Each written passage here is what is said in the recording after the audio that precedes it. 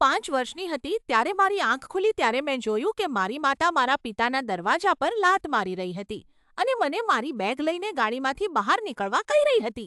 તે છેલ્લી વખત હતું જ્યારે મેં તેને જોયા હતા પછીના 16 વર્ષ સુધી. શરૂઆતમાં પિતા સાથેનું જીવન ખૂબ સારું હતું, પણ જ્યારે હું 9 વર્ષની થઈ ત્યારે તેઓ બદલાવા લાગ્યા. તેઓ અસ્થિર અને વિચિત્ર થઈ ગયા. મારા દાદા દાદીએ મારી માતાને આમાં સામેલ કરવાનો પ્રયાસ કર્યો, પણ તેણે કંઈ પણ કરવામાં ના પાડી દીધી. જ્યારે હું 14 વર્ષની હતી ત્યારે અંતે CPS વચ્ચે આવી અને મારી માતાનો ફરીથી સંપર્ક કરવામાં આવ્યો.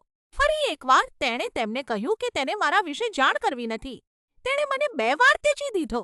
હવે વાત કરીએ ગયા ફેબ્રુઆરીની. મારી માતા અચાનક એક નવા પરિવાર સાથે શહેરમાં પાછી આવી, એક નવો પતિ અને કેટલાક બાળકો.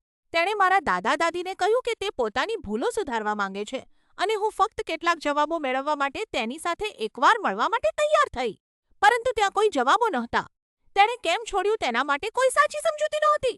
ફક્ત અસ્પષ્ટ બહાના અને ઘણું બધું ખોટું પસ્તાવો.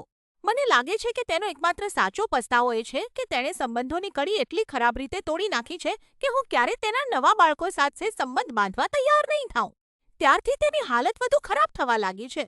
તે કોઈ પણ જાણ કર્યા વગર મારા દાદા દાદીના ઘરે આવી પહોંચે છે અને મારી દાદીના ફોનથી મને છુપી રીતે ફોન કરવાનો પ્રયાસ કરે છે. ગયા અઠવાડિયે તેણે મને ગુસ્સાથી ભરેલો એક મેસેજ મોકલ્યો, જેમાં તેણે મારા પર આરોપ લગાવ્યો કે હું તેના નવા પરિવાર સાથે સંબંધ રાખવાની ના પાડી રહી છું. હું જાણું છું કે તે બાળકો નિર્દોષ છે, પણ તેનાથી ભૂતકાળ ભૂસાઈ નથી જતો. હવે હું મારી મર્યાદાઓ જાળવી રાખવા પ્રયત્ન કરી રહી છું, જેથી મારા દાદા દાદી પર વધુ બોજ ન પડે, કારણ કે હવે તેઓ જ મારો એકમાત્ર પરિવાર છે.